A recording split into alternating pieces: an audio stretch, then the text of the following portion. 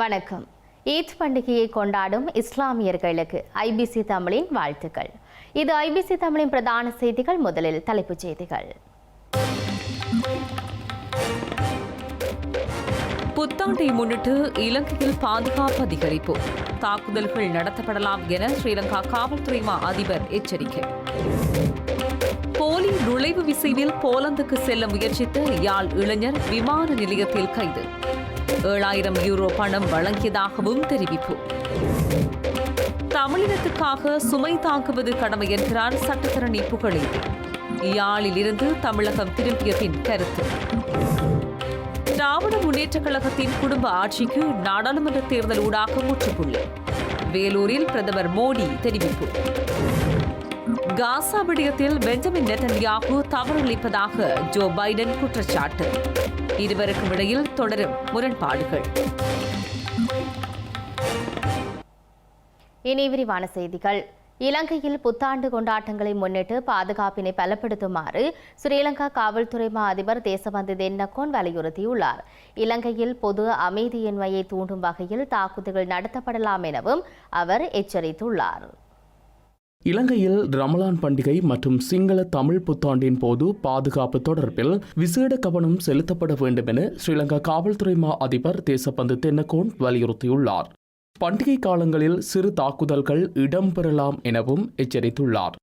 உலகளாவிய பயங்கரவாத தாக்குதல்களின் அச்சுறுத்தலை சுட்டிக்காட்டிய அவர் பிரமுகர்களின் பாதுகாப்பு மற்றும் தேசிய பாதுகாப்பில் கவனம் செலுத்த வேண்டியதன் அவசியத்தையும் வலியுறுத்தியுள்ளார்.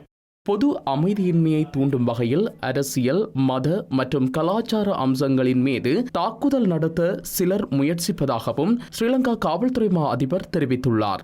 உயிர்த்த ஞாயிறு தாக்குதலை போன்று நடத்தப்படாவிட்டாலும் வேறு சம்பவங்கள் நிகழலாம் எனவும் அவர் கூறியுள்ளார்.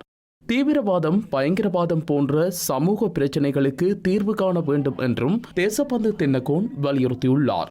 இதேவேளை ரமலான் பண்டிகையை முன்னிட்டு இலங்கையில் உள்ள மசூதிகளுக்கு சிறப்பு பாதுகாப்பு நடவடிக்கைகளை நடைமுறைப்படுத்தியுள்ளதாகவும் 7,500க்கும் மேற்பட்ட காவல்துறையினர் பணியில் ஈடுபட்டுள்ளதாகவும் அவர் கூறினார். இலங்கையில் தமிழ் சிங்கள புத்தாண்டு காலத்தில் வீதி விபத்துகள் மற்றும் பட்டாசு விபத்துகளை குறைத்துக் கொள்வது தொடர்பில் கவனம் செலுத்துமாறு ஸ்ரீலங்கா அரசாங்கம் பொதுமக்களிடம் கோரிக்கை விடுத்துள்ளது. பண்டிகை காலத்தில் பட்டாசு வெடிப்பதனால் 36% விபத்துகள் ஏற்படுவதாகவும் அதனால் 17% கண் பாதிப்புகளுக்கு உள்ளாகுவதாகவும் தெரியவந்துள்ளது. இலங்கையில் பண்டிகை காலத்தில் வீதி விபத்துகள் மற்றும் பட்டாசு விபத்துகளை மட்டுப்படுத்துவதற்கான விசேட வேலைத்திட்டம் ஒன்றை ஸ்ரீலங்கா போக்குவரத்து அமைச்சு, சுகாதார அமைச்சு என்பன இணைந்து முன்னெடுக்க உள்ளன. அதன் அடிப்படையில் பண்டிகை காலத்தில் வீதி விபத்துகளை மட்டுப்படுத்தல் குறித்து போக்குவரத்து அமைச்சு மற்றும் வீதி பாதுகாப்பு தேசிய சபை ஆகியன நடத்திய ஊடகவியலாளர் சந்திப்பு ஜனாதிபதி ஊடக மையத்தில் நடைபெற்றது. இதன்போது கொழும்பு தேசிய வைத்தியசாலையின் விசேட சத்திர சிகிச்சை நிபுணர் வைத்தியர் சஜித் ரணதுங்க நேருக்கு நேராக முச்சக்கர வண்டிகள் மோதிக்கொள்வதால் இடம்பெறும் விபத்துக்கள் மற்றும் உந்துருளி விபத்துக்களால் உயிரிழப்போரின் எண்ணிக்கை அதிகரித்துள்ளதாகவும் விபத்துகளில் சிக்கியவர்கள் முழுமையாக குணமடையவில்லை என்றும் சுட்டிக்காட்டினார். இதேவேளை அதிவேக வீதிகளுக்கு வெளியில் இடம்பெறும் விபத்துகளினாலேயே அதிகளவானோர் மரணிப்பதாக சுட்டிக்காட்டிய அவர் அதனால் நாளாந்தம் 10 பேர் வரை உயிரிழப்பதாகவும் விபத்துக்களை மட்டுப்படுத்துவது குறித்து அவதானம் செலுத்த வேண்டும் என்றும் கேட்டுக்கொண்டார். பண்டிகை காலத்தில் பேருந்துகளினால் ஏற்படும் விபத்துக்களை குறைப்பதற்கு பேருந்து உரிமையாளர்கள் மற்றும் சாரதிகளை விழிப்புணர்வூட்டும் வேலைத்திட்டம் ஆரம்பிக்கப்பட உள்ளதாகவும் தேசிய போக்குவரத்து ஆணைக்குழுவின் பதில் பணிப்பாளர் நாயகம் நவோமி ஜெயவர்தன தெரிவித்தார். தமிழினத்துக்காக சுமை தாங்குவது தனது கடமை என சட்டத்தரணி புகழேந்தி பாண்டியன் தெரிவித்துள்ளார். கடந்த வாரம் இலங்கை சென்ற சட்டத்தரணி புகழேந்தி பாண்டியன் மீண்டும் தமிழகம் திரும்பியுள்ள நிலையில் இதனை தெரிவித்துள்ளார். இந்திய முன்னாள் பிரதமர் ராஜீவ்காந்தி கொலை வழக்கிலிருந்து விடுதலை செய்யப்பட்ட முருகன், ராபர்ட் பயஸ், ஜெயக்குமார் ஆகியோர் கடந்த வாரம் இலங்கை திரும்பியிருந்தனர். அவர்களுடன் தமிழக சட்டத்தரணி புகழேந்தி பாண்டியனும் இலங்கைக்கு சென்றிருந்தார். இந்த நிலையில் முருகன், ராபர்ட் பயஸ், ஜெயக்குமார் ஆகியோரை அவர்களுடைய உறவினர்களோடு சேர்த்து வைத்த வரலாற்று கடமையை தனக்கு அளித்த தமிழ் மக்களுக்கு நன்றி தெரிவிப்பதாகவும் புகழேந்தி பாண்டியன் கூறியுள்ளார். தங்கள் பயணம் நிறைவடைந்த நிலையில் நேற்று மாலை தமிழீழத்தில் இருந்து தமிழ்நாடு நோக்கி திரும்புவதாகவும் அவர் தனது முகப்புத்தகத்தில் பதிவிட்டுள்ளார். மேலும் திருச்சி சிறப்பு முகாமில் 72 பேர் தொடர்ந்தும் தடுத்து வைக்கப்பட்டுள்ள நிலையில் தமிழ் அரசியல்வாதிகள் அங்குள்ளவர்களை மீட்டுச் செல்ல நடவடிக்கை எடுக்க வேண்டும் எனவும் சட்டத்தரணி புகழேந்தி பாண்டியன் கூறியுள்ளார்.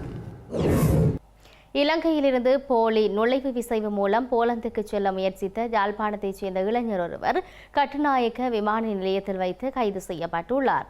குறித்த இளைஞர் உள்ளூர் முகவர் ஒருவருக்கு 7000 யூரோ பணம் வழங்கியதாக விசாரணைகளில் தெரிய வந்துள்ளது. இலங்கையில் ஏற்பட்ட பொருளாதார நெருக்கடியை தொடர்ந்து அதிகளவான மக்கள் வெளிநாடுகளுக்கு புலம்பெயர்ந்து வருகின்றனர். இதற்கமைய கனடா உள்ளிட்ட ஐரோப்பிய நாடுகளுக்கு வடக்கு கிழக்கில் உள்ள தமிழ் மக்கள் அதிகளவில் புலம்பெயர்ந்து வரும் நிலையில் அதனை பயன்படுத்தி நிதி மோசடி சம்பவங்களும் பதிவாகி வருகின்றன.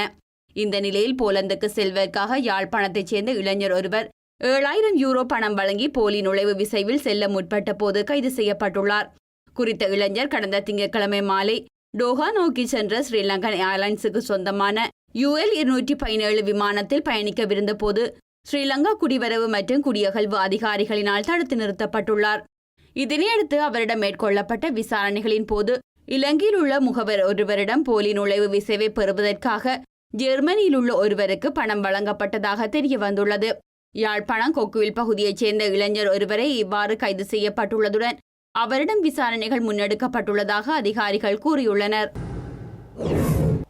இலங்கை தோட்ட தொழிலாளர்களின் சம்பள அதிகரிப்பு தொடர்பாக இன்றைய தினம் சம்பள நிர்ணய சபையில் நடைபெற்ற பேச்சுவார்த்தையை முதலாளிமார் சம்மேளனம் புறக்கணித்துள்ளதாக இலங்கை தொழிலாளர் காங்கிரசின் தலைவர் செந்தில் தொண்டுமான் தெரிவித்துள்ளார். தோட்ட தொழிலாளர்களின் சம்பள விடயத்தில் உரிய தீர்வு கிடைக்காத பட்சத்தில் இலங்கை தொழிலாளர் காங்கிரஸ் தொழிற்சங்க நடவடிக்கையில் ஈடுபடும் என செந்தில் தொண்டமான் எச்சரிக்கை விடுத்துள்ளார். இன்றைக்கி சம்பள பேச்சுவார்த்தை சம்பள நிர்ணய சபையூடாக நடத்தப்பட்டுச்சு. அதில் முதலாளிமார் சம்மேளனம் அதை நிராகரிச்சிட்டாங்க, அதில் கலந்துக்காமல். அப்போ அவங்களோட அலட்சிய போக்கு என்னங்கன்னா, தோட்ட தொழிலாளர்களுக்கு சம்பளம் ₹1 கூட கூட்டக்கூடாதுங்கிற எண்ணத்தில் இருக்கிறாங்க. தொழிற்சங்க ரீதியில் அவங்களுக்கு தேவையான தக்க பதிலடி கொடுக்கப்படுது. அது மட்டும் இல்லாமல் எதிர்காலத்தில் இன்னொரு தேதி சம்பள நிர்ணய சபை கொடுப்பாங்க. அதிலையும் நாங்கள் எதிர்பார்க்குறோம் தோட்ட தொழிலாளர்களுக்கு ஒரு நியாயமான சம்பளத்தை பெற்றுக் கொடுக்கணும்னு சொல்லி. பட் அதுலேயும் அவங்க தொடர்ந்து புறக்கணித்து அவங்க கலந்துக்காமல் இருந்தால் தொழிற்சங்க ரீதியில் அவங்க கலந்துக்க வைக்கிறதுக்கு தேவையான நடவடிக்கை முழுமையாக இலங்கை தொழிலாளர் காங்கிரஸ் முன்னெடுக்கும்.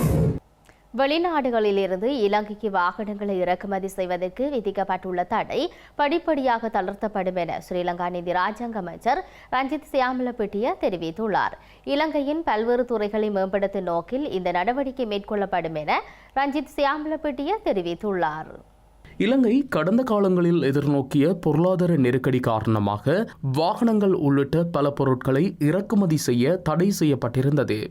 இதனை அடுத்து பொருட்களுக்கான தடை படிப்படியாக தளர்த்தப்பட்டுள்ள நிலையில் தற்போது சுற்றுலாத்துறையை மேம்படுத்துவதற்கான வாகன இறக்குமதிக்கு அமைச்சரவை அனுமதி வழங்கியுள்ளது.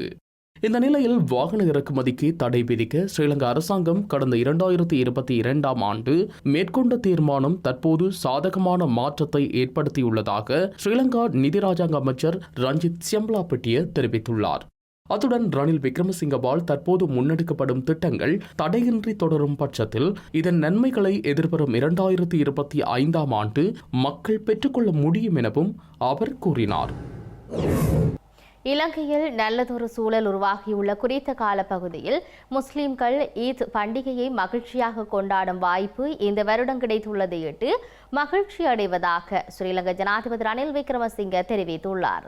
ரம்லான் நோன்பு காலத்தை முஸ்லிம்களுக்கு மட்டுமின்றி அனைவரும் தனது மகிழ்ச்சியை பகிர்ந்து கொள்ளும் காலமாக கருதுவதே சரியானது என ஜனாதிபதி ஈத் வாழ்த்துச் செய்தியில் கூறியுள்ளார். தனிமனித முன்னேற்றத்தை பொருட்படுத்தாமல் கூட்டு சமூக விழுமியங்களை உயர்த்துவதற்காக உருவாக்கப்படும் இவ்வாறான விடயங்கள் வீழ்ச்சியடைந்த இலங்கை பொருளாதாரத்தை மீள கட்டியெழுப்புவதற்கும் நாட்டை முன்னேற்ற பாதைக்கு இட்டுச் செல்வதற்குமான கூட்டு முயற்சி என ஸ்ரீலங்கா ஜனாதிபதி ரணில் விக்ரமசிங்கே கூறியுள்ளார். அர்ப்பணிப்பு, சுய கட்டுப்பாடு, சகிப்புத்தன்மை உள்ளிட்ட ரமலானின் முன்னிலைப்படுத்தப்படும் விழுமியங்கள் அதை நோக்கிய பயணத்தின் சரியான வழிகாட்டியாக அமையும் என்ற எதிர்பார்ப்புடன் இலங்கை வாழ் முஸ்லிம் மக்களுக்கும் முழு உலக முஸ்லிம் சமூகத்திற்கும் வாழ்த்துக்களை தெரிவித்துக் கொள்வதாக அவர் தெரிவித்துள்ளார். இந்த நிலையில் ரமலான் என்பது இஸ்லாத்தின் ஆன்மீகம் மட்டுமன்றி மனித மற்றும் சமூக விழுமியங்களை அங்கீகரிக்கின்ற அதனை பறைசாற்ற கிடைத்த ஒரு சிறந்த சந்தர்ப்பமாகும் என ஸ்ரீலங்கா எதிர்க்கட்சி தலைவர் சஜித் பிரேமதாச தெரிவித்துள்ளார். தேர்தல் ஆண்டில் சகோதரத்துவ பந்தத்தை பலவீனப்படுத்த இனவாதிகள் முயற்சிக்கலாம் என்றும் அதற்கு ஒருபோதும் இடமளிக்க கூடாது என்றும் அவர் கூறியுள்ளார். மக்களால் முன்னெடுக்கப்பட்ட அமைதி போராட்டத்தின் போது முஸ்லிம் மக்கள் பூரண ஒத்துழைப்பு வழங்கிய நிலையில் நாட்டை முன்னேற்றுவதற்கு தேவையான பலத்தை பெற்றுக்கொள்ள தம்முடன் இணைந்து கொள்ளுமாறும் அவர் கேட்டுக்கொண்டுள்ளார். முஸ்லிம்களின் ஈத் பண்டிகையை முன்னிட்டு இலங்கையில் உள்ள பள்ளிவாசல்களில் விசேட தொழுகைகள் இடம்பெற்றுள்ளன. செய்து நன்மையை அடைந்து கொள்வோம். என்னை எவ்வாறு நீங்கள் தொழக் கண்டீர்களோ அவ்வாறு சென்று விடுங்கள் என்று அல்லாஹ்வின் தூதர் சொல்லி இருக்க வேண்டும். வவுனியா தவ்கீத் ஜமாத் அமைப்பின் ஏற்பாட்டில் நோன்பு பெருநாள் திடல் தொழுகை வேப்பன்குளம் குளக்கட்டு ஒழுங்கையில் அமைந்துள்ள திடலில் நடைபெற்றது.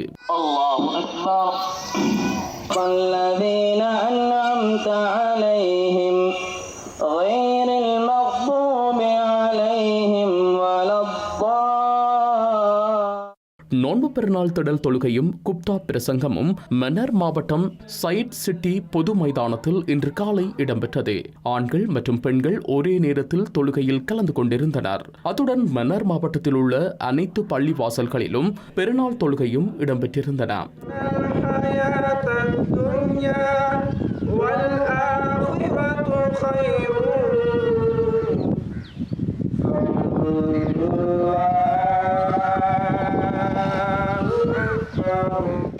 மட்டக்களப்பு ஓட்டமாவடி வாழைச்சேனை மீராவோடை பிராந்தியத்திற்கான பிரதான நோன்பு பெருநாள் தொழுகை செம்மண்ணோடை அல்ஹம்ரா வித்தியாலய மைதானத்தில் இடம்பெற்றது.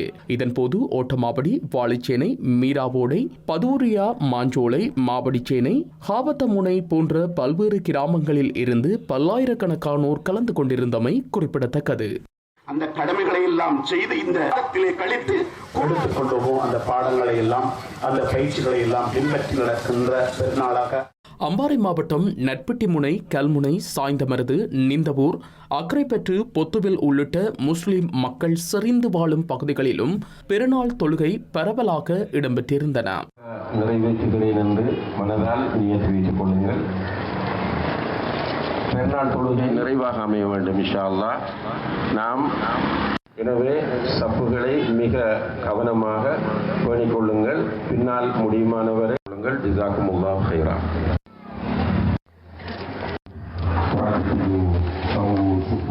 நோன்பு பெருநாள் திடல் தொழுகை முள்ளிப்புத்தானை ஈச்சநகர் பொது விளையாட்டு மைதானத்தில் இடம்பெற்றிருந்தது. இதுக்கு என்ன வழி செய்ய வேண்டும் என்று ஒருவர் நபி அவர்களிடத்திலே கேட்ட பொழுது நபி அவர்கள் சொன்னார்கள், அல்லாஹு அக்பர், பிஸ்மில்லாஹிர் ரஹ்மானிர் ரஹீம், வல் அக்லாக், இன்னஹு லா யஹ்தி லிஸ்ஸாலிஹிஹா வ லா யஸ்ரிஃபு ஸய்யஹா இல்லா. நீர்கொழும்பில் அமைந்துள்ள பள்ளிவாசல்களில் இன்று காலை நோன்பு பெருநாள் விசேட தொழுகை இடம்பெற்றிருந்த நிலையில் பெரும் எண்ணிக்கையானோர் அதில் கலந்து கொண்டனர்.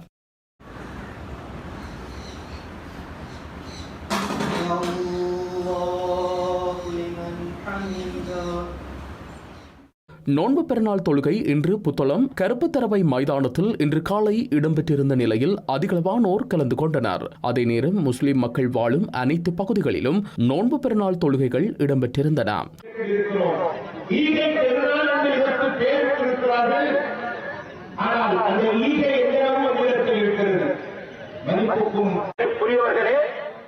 அண்மையிலே ஒரு செய்தி, ஒன்றுபட்டால் உண்டு வாழ்வு என்று சொல்வார்கள் அல்லவா, அவர்களுக்காக இந்த சந்தர்ப்பத்திலே அத்துடன் கொழும்பிலும் இன்று காலை விசேட தொழுகையில் முஸ்லிம் மக்கள் கலந்து கொண்டிருந்தனர்.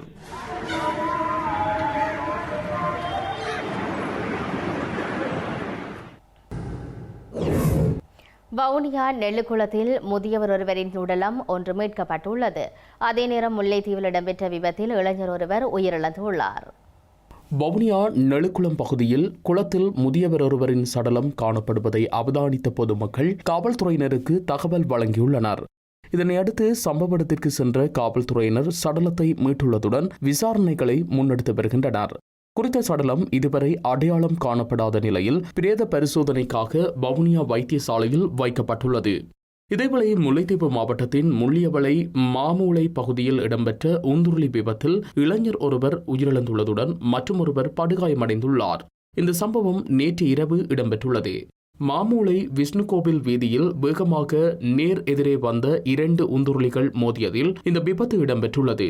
இந்த விபத்தின் போது முள்ளியவளை பூதன்வயல் கிராமத்தை சேர்ந்த 18 வயதுடைய திரிலோக சந்திரன் கேதீஸ்வரன் என்ற இளைஞர் சம்பவ இடத்திலேயே உயிரிழந்துள்ளார். உயிரிழந்தவரின் உடலம் மாவட்ட மருத்துவமனையில் வைக்கப்பட்டுள்ளதுடன் மற்றொரு இளைஞர் படுகாயமடைந்த நிலையில் முல்லைத்தீவு மாவட்ட மருத்துவமனையில் அனுமதிக்கப்பட்டுள்ளார். சம்பவம் தொடர்பில் முள்ளியவளை காவல்துறையினர் மேலதிக விசாரணைகளை மேற்கொண்டு வருகின்றனர். செய்திகளின் நிறைவாக மீண்டும் தலைப்புச் செய்திகள். புத்தாண்டை முன்னிட்டு இலங்கையில் பாதுகாப்பு அதிகரிப்பு, தாக்குதல்கள் நடத்தப்படலாம் என ஸ்ரீலங்கா காவல்துறை அதிபர் எச்சரிக்கை. போலி நுழைவு விசையில் போலந்துக்கு செல்ல முயற்சித்த யாழ் இளைஞர் விமான நிலையத்தில் கைது. 7000 யூரோ பணம் வழங்கியதாகவும் தெரிவிப்பு. தமிழினத்துக்காக சுமை தாங்குவது கடமை என்கிறார் சட்டத்தரணி புகழேந்தி. யாழில் இருந்து தமிழகம் திரும்பிய பின் கருத்து. திராவிட முன்னேற்றக் கழகத்தின் குடும்ப ஆட்சிக்கு நாடாளுமன்ற தேர்தல் ஊடாக முற்றுப்புள்ளி. வேலூரில் பிரதமர் மோடி தெரிவிப்பு. காசா விடயத்தில் பெஞ்சமின் நெதன்யாகு தவறிழைப்பதாக ஜோ பைடன் குற்றச்சாட்டு. இருவருக்கும் இடையில் தொடரும் முரண்பாடுகள். இத்துடன் IBC தமிழ் தொலைக்காட்சியின் பிரதான செய்திகள் நிறைவு பெற்றன. உடனுக்குடன் செய்திகளை அறிந்து கொள்ள IBCTamil.com என்ற இணையதளத்தை பார்வையிடுங்கள். வணக்கம்.